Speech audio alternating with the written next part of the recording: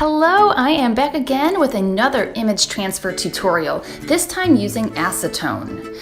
Yes, it is just regular nail polish remover, but the 100% acetone kind that you need for this.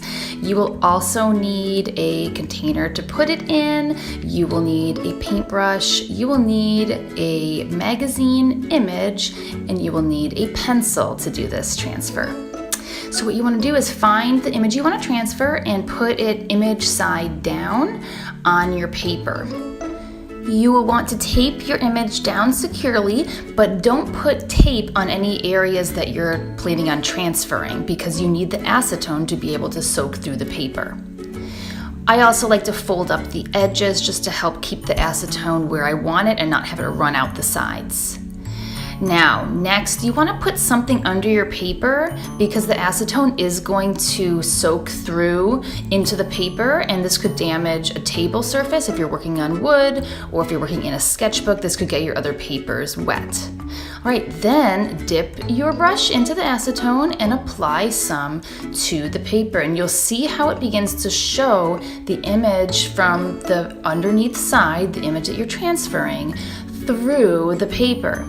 Now, just applying the acetone is not enough. You actually have to apply a lot of pressure using a dull pencil.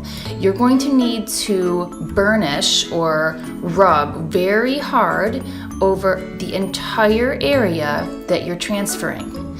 Now, what I find works best, and you'll see this in this example, is to do cross hatching. So look how I'm crossing my lines in various directions. This helps me cover all of the area, and you'll see when I lift up the paper the comparison between the lip on the left and the lip in the middle, okay? Because the one in the middle I did with cross hatching. The one on the left, I just did lines in one direction.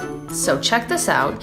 So you can see it almost looks like it was drawn, like you can see the individual lines. So you want to keep that in mind when you're doing this kind of transfer. Okay, so now I'm going to actually repeat this again. I'm going to go over it again because I want to make sure that I have a better transfer than what you just saw. So by just, replacing my tape in the same place it was before, I am able to just continue on and continue to make more marks to transfer these lips. And now when I'm finished, I'll just take off that magazine paper and you can see that the transfer is now finished. Now, what's really cool about this is that I could layer on other images with this same technique, and that's what I'm going to do. I'm going to layer on this face now. It's a photograph from a magazine.